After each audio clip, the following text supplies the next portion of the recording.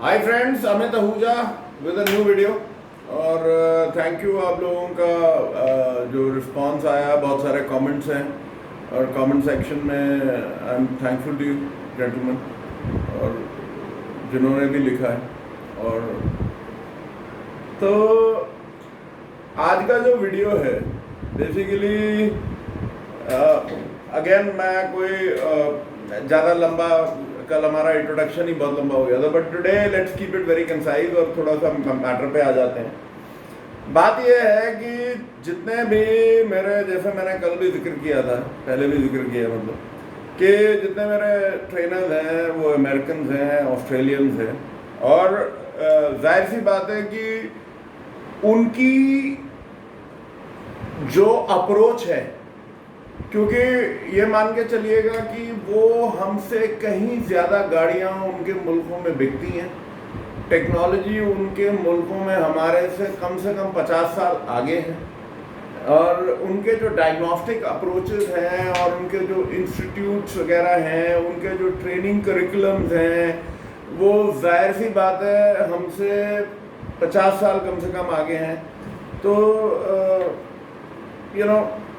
But जो हमारे पास है हमें उसी के ऊपर वी हैव टू फोकस। और जैसे मैंने अभी भी दिखाया, एक मेरे फ्रेंड ने बोला था कि शुक्र है कि ये टेक्निकल वीडियो है एंड प्रमोशनल वीडियो नहीं है। You are absolutely correct my friend, बिल्कुल ठीक बात आपने कही।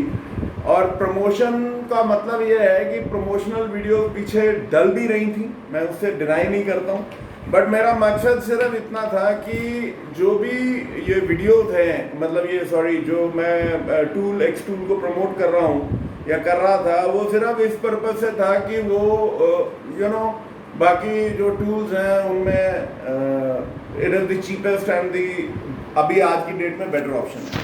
दूसरा ये है कि मैं ये कहना चाहता हूँ कि before we start into everything और एक सिस्टम वे में चलते हैं, ये जो वीडियो बन रही हैं और आगे भी जो बनेंगी, उनका जो ताल्लुक है वो उन 98% हमारे उन टेक्नीशियन भाइयों के लिए है जिनके पास इतना बजट नहीं है कि वो महंगे से महंगे टूल ले पाएं और हैंसी फैंसी गाड़ियां कर पाएं।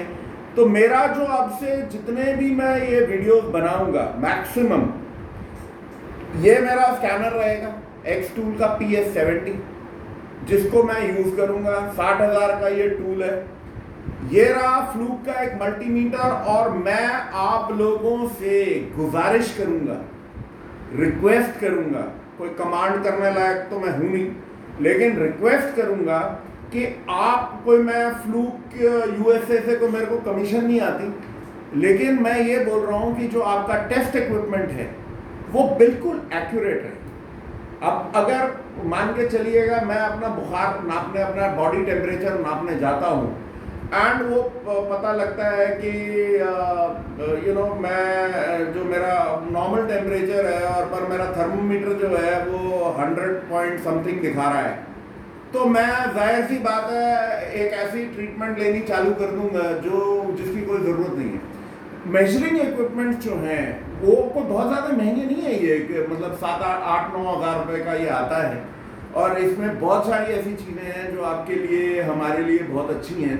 और मतलब कहने का मकसद ये है कि एक स्कैनर से, एक मल्टीमीटर से और छोटे मोटे और कुछ टूल से हमारे जितने भी टेक्नीशियंस हैं इंडिया के, भाई जो वो 2% में टेक्नीशियंस आते हैं जो हाई फाई हैं, ये वीडियो उनके लिए नहीं है। और अगर वो आप फिर भी आप देख रहे हैं, आपकी मेहरबानी, बट ये है कि जो मेरा जो टोटल पर्पस है वो उन टेक्नीशियन भाइयों के लिए है जिनके ऊपर ये टेक्नोलॉजी आपके आ गई है, आपके सिर पे आ चुकी है।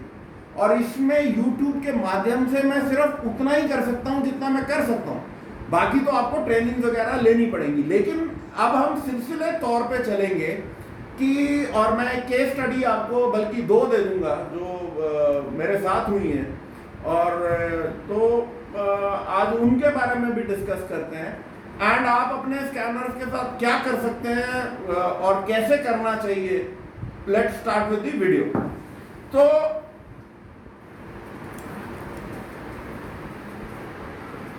फ्रेंड्स, सबसे पहले आपके जो स्कैनर है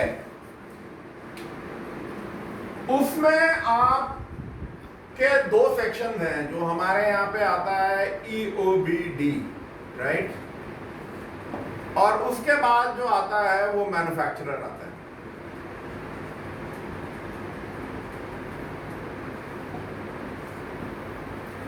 सबसे पहले आपको, और ये हम जाहिर सी बात है, ये आपको खुद ब खुद YouTube पे गूगल पे सर्च करिए, आपके इसमें 10 मोड है। Mode 1, mode 2, mode 3, mode 4, mode 5, 6, 7, 8, 9, 10, और हर एक मोड का अपना एक रीजन है जिसके कारण वो है। और बिकॉज ये एक एक मोड को डिस्कस करने में वो टाइम लगेगा, और लेकिन जैसे जैसे वीडियोस बनेंगे हम आपको इसके बारे में, मैं आपको पूरी तरह से बताता रहूँगा। और but the better thing is कि आप ट्रेनिंग्स में अगर अटेंड करेंगे वो आपके लिए फार बेटर होगा। तो आप अपने गाड़ी में दो तरीके के हमारे एयर के सेंसर्स होते हैं, एक है मैप और एक है mass air flow. Now let me tell you one thing friends, कि अगर आपकी गाड़ी में मैप सेंसर है, मैनिफोल्ड एब्सोल्यूट प्रेशर सेंसर है, तो वो आपकी गाड़ी जो है स्पीड डेंसिटी कहलाती है। ओके, स्पीड डेंसिटी के बारे में अगेन थोड़ा सा आप R&D करें, थोड़ी मेहनत खुद भी करें। स्पीड डेंसिटी की जो गाड़ी है वो आपका जो स्कैनर है आपको बता सकता है लाइव डेटा में कि आपकी गाड़ी में कोई मैकेनिकल फॉल्ट है कि नहीं। अगर आपको ये सिस्टम चलाना आता है तो आपको वो स्पीड डेंसिटी में स्कैनर आपको बता देगा। और आपका स्कैनर जो है मास एयर फ्लो सेंसर को, अगर आपकी गाड़ी में मास एयर फ्लो सेंसर लगा हुआ है तो उसको हम बोलते हैं वॉल्यूमेट्रिक एफिशिएंसी इंजन। मतलब वॉल्यूमेट्रिक एफिशिएंसी इसमें भी होती है, इसमें भी वॉल्यूमेट्रिक एफिशिएंसी कैलकुलेशन।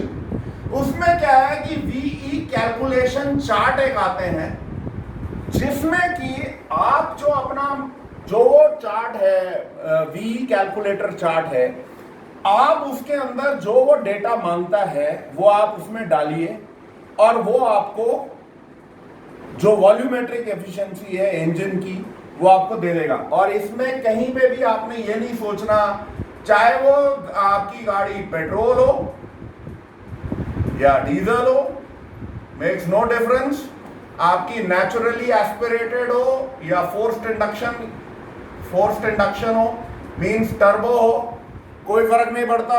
आपको ये दोनों में अगर कोई गाड़ी मास एयर फ्लो सेंसर पे, sorry manifold absolute pressure sensor पे चलती है, स्पीड डेंसिटी है और उसके अंदर टर्बो है, तो भी आपका स्कैनर जो है इसको दे देगा। और आपकी अगर गाड़ी मास एयर फ्लो पे है तो आपको दो ऑप्शन है, आप VE कैलकुलेशन से भी कर सकते हो और आपका स्कैनर भी दे देगा। अब ये आपको कैसे होगा, that we will cover at a later stage, कि आपको कौन कौन से इनपुट्स देखने हैं, क्या देखना है, और आपको आपकी गाड़ी के अंदर अगर मैकेनिकल कोई फॉल्ट है तो आपको पता लग जाएगा। अपार्ट फ्रॉम द फैक्ट कि आपकी गाड़ी का जो सेंसर है उसका जो आपको डेटा मिल रहा है, उसके साथ आपके स्कैनर में पूरी एबिलिटी है कि आपको अगर कहीं आपको डाउट लग रहा है तो आपको कहीं पे भी कोई कंप्रेशन टेस्ट इंजन के करने की जरूरत नहीं है। जैसे मैंने अभी पीछे किसी एक हमारे मित्र का एक वीडियो देखा तो नहीं खैर मैं, लेकिन उनका मैं वो देख रहा था कि भाई उन्होंने इंजन अभी किसी ने बांधा था और वो इंजन बांधने के बाद वो धुआं दे रहा है। नाउ ये चीज बड़े आसानी से हम लोग बच सकते हैं अपने एक स्कैनर से, और कोई फैंसी स्कैनर की जरूरत नहीं है, नो नीड। तो जो आज का अगेन केस स्टडी जो है, और मैं ये इसलिए ले रहा हूं कि आपको जो ओबीडी डेटा, ओबीडी 2 और मैन्युफैक्चरर स्पेसिफिक डेटा,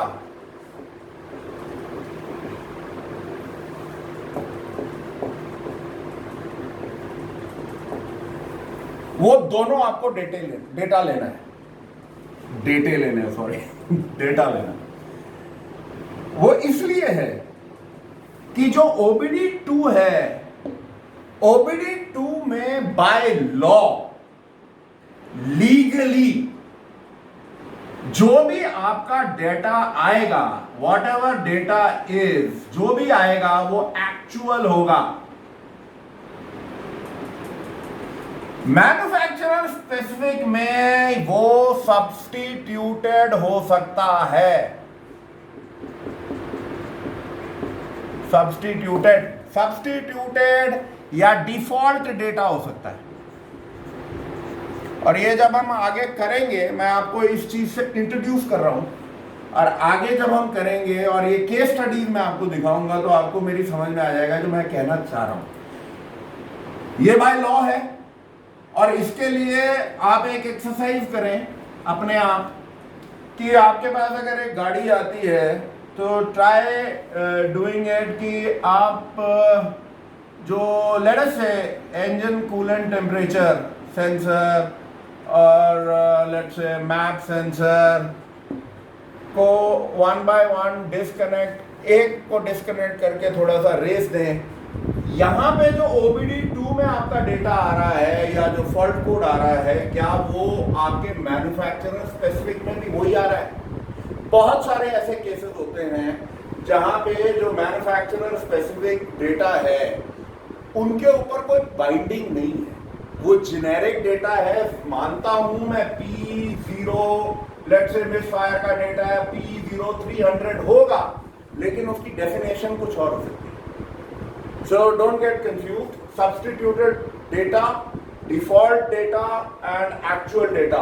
तो आपको दोनों पार्ट में वो देखना है, मैन्युफैक्चरर स्पेसिफिक में भी देखना है और ओबीडी 2 में भी देखना है, ओबीडी 2 में भी देखना है और मैन्युफैक्चरर स्पेसिफिक में भी देखना है। Okay, so let us come to the case study now.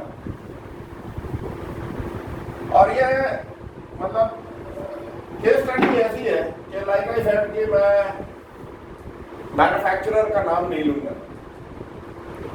ये गाड़ी थी देहरादून में, ओके, देहरादून में मित्तल साहब की वर्कशॉप, जहां मैं कई बार वीडियो करता हूँ, गोल्डी के करता हूँ, मित्तल साहब के वहां करता हूँ। तो ये गाड़ी आई एंड ये गाड़ी में कस्टमर कंप्लेंट ये थी कि गाड़ी स्टार्ट ठीक होती है, लेकिन थोड़ा सा चलने के बाद उसमें झटके लेती है, शटरिंग। और मैं इसलिए बोल रहा हूं क्योंकि इस केस स्टडी से मैं अपनी जहां मैंने गलती करी वो भी मैं आपको उजागर करूंगा, ताकि आप लोग वो गलती ना करें, एंड जो होना चाहिए था वो भी मैं आपको बताऊंगा। सो हम लोगों ने, जाहिर सी बात है, मतलब मित्तल साहब की वर्कशॉप बिजी वगैरह रहती है, तो जो स्कैनर वगैरह हमने इन क्वेश्चन यूज किए वो सारे ही थे। तो जितने भी स्कैनर थे, जब हम मैन्युफैक्चरर स्पेसिफिक, एक तो गलती सबसे बड़ी ये हुई कि ईओबीडी डेटा नहीं देखा गया, डेटा देखा गया आपका मैन्युफैक्चरर स्पेसिफिक। अब मैन्युफैक्चरर स्पेसिफिक डेटा में जो फॉल्ट कोड आए वो आए जी आपका सबसे पहले APP, accelerator pedal position, and TPS. Petrol गाड़ी थी, कॉइल ऑन प्लग, सीओपी, और टीपीएस, एंड द सेकंड जो उसमें कोड आया था वो आया था आईएसी। ठीक है जी। अब इलेक्ट्रॉनिक थ्रॉटल की गाड़ी में आईएसी का कोड होना वो अपने आप में एक अजीब बात थी, लेकिन हुआ क्या कि, और ये डायग्नोज कैसे हुआ क्या कि इस गाड़ी में जी दुनिया जान के व्यूज लिए गए। किसी ने कहा जी, हाँ sorry, there was another, I think misfire का कोड था या समथिंग, आई डोंट नो, मेरे को अभी पूरी तरह ध्यान नहीं है, बट व्हाटएवर। तो प्रोसेस ऑफ एलिमिनेशन शुरू हुआ, शटरिंग हुई। तो सबसे पहले जी फ्यूल पंप कि जी फ्यूल पंप की जो मोटर है वो शायद ख़राब होगी। और ये जब हम आगे जाके बताएंगे तो ये मैं आपको बताऊंगा कि फ्यूल पंप की जो मोटर्स हैं, या टेबल पे आपको दिखाऊंगा कि जब आप किसी मोटर को या सोलनॉइड को चेक करते हो तो आपको बैटरी वोल्टेज ही मिलती है, तो आपको ये नहीं पता कि करंट कितना आ रहा है, और फ्लो मीटर वहाँ था नहीं एनी विच वे, पर ये है कि वहाँ पे वो ठीक था। अब बात ये है, ये चेंज होना शुरू हुआ एपीपी और TPS. Now accelerator pedal position आपका 6 वायर का सेंसर है जो नीचे है, और टीपीएस जो है वो इलेक्ट्रॉनिक थ्रॉटल का सेंसर है। तो जनाब अब बात ये है, किस्मत अच्छी थी कि वो जो गाड़ी के अंदर जो आपकी इलेक्ट्रॉनिक थ्रॉटल है वो बिल्कुल पीछे था, नीचे को मैनिफोल्ड के, तो हाथ जा नहीं सकता, खोलना मतलब खोलना बहुत मुश्किल था। एपीपी खोल दिया गया, एपीपी खोल दिया गया, एंड यू नो जो पिन वगैरह थे क्लीन कर दिए गए। आपके जो आईएसी का चक्कर है तो थ्रॉटल से है, तो थ्रॉटल में पहुंच नहीं पाए तो बहुत सारी उसमें स्प्रे मारी गई, कोशिश की गई साफ करने की, एयर फिल्टर को चेक किया गया, एवरीथिंग वाज ओके। टीपीएस अब फाइनली फॉल्ट पकड़ा, फॉल्ट निकला क्या, इसीलिए मैं बोलता हूं कि सब्स्टिट्यूटेड वैल्यू, सब्स्टिट्यूटेड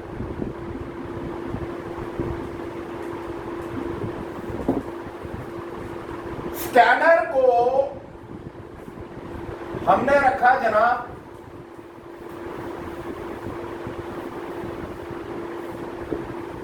ग्राफ पे,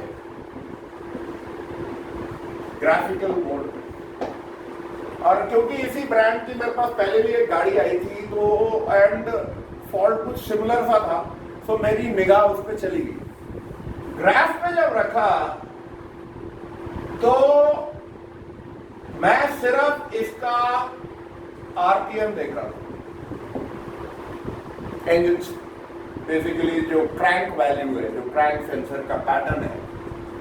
तो जब ये शटरिंग होती थी तो ग्राफिकल डेटा में ये दिख गया कि वो जो डेटा है वो ड्रॉप हो जाता था, जो बीटीडीसी है, बिफोर टॉप डेड सेंटर, वो जो डिग्रीज हैं वो चेंज हो जाती है।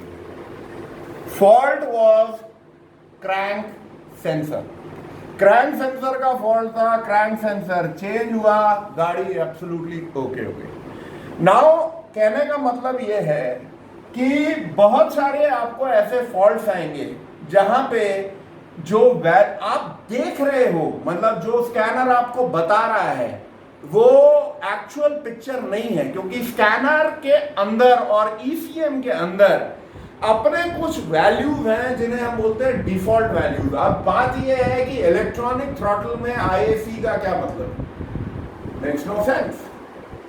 पूरा हम लोगों ने प्राइमरी इग्निशन, सेकेंडरी इग्निशन, उसके पैटर्न देख लिए, हर चीज चेक हो गई, फाइनली निकला क्या, पीकेपी।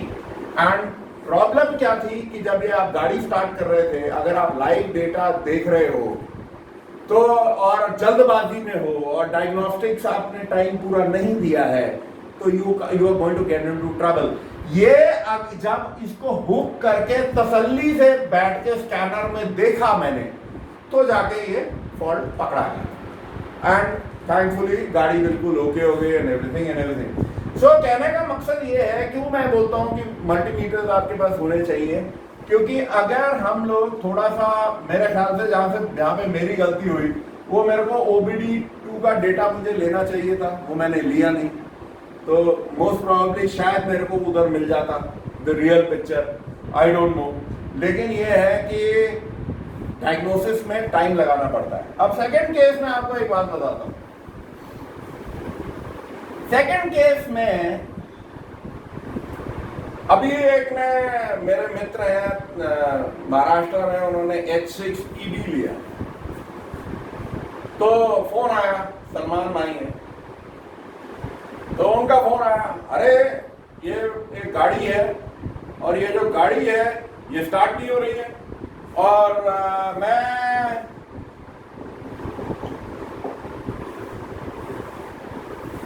स्कैन कर रहा हूं, नो डीटीसी आ रहा है, स्कैनर क्या है? ठीक है यार, एक काम करो, और ये अगले वीडियो में मैं बताऊंगा कि प्राइमरी इनपुट्स आपको क्या देंगे। 6 मेन आपके प्राइमरी इनपुट्स हैं, अगर आप इन चीजों को देखोगे तो आप कभी गलती नहीं खाओगे। But any which way, again I told him, मैंने कहा जी ईओबीडी में देख लो और लाइव डेटा देख लो। लाइव डेटा में मैंने कहा जी आरपीएम देख लो, और सलमान भाई को ये वीडियो मैं भेजूंगा अभी, and he will verify it. RPM उस गाड़ी में था ही नहीं। जब आपका क्रैंक सेंसर ही काम नहीं कर रहा है तो माय डियर फ्रेंड, आपकी गाड़ी स्टार्ट कहां से होगी? So again this is another thing. Now हम लोगों को, अब मेरा एक सवाल है आप लोगों से, और ये थोड़ी सी एक्सरसाइज है, आप लोगों को अपना दिमाग इस्तेमाल करना है। बात यह है, what is the power of scanner क्या है? एक छोटा सा एग्जांपल ले रहा हूं, और मेरे को जितने मेरे दोस्त हैं अगर थोड़ा सा मेरे को बताएंगे तो मुझे बताएं। एक सिंपल सी चीज है, हम एक्चुएशन करते हैं, एक्चुएशन टेस्ट, रेडिएटर फैन।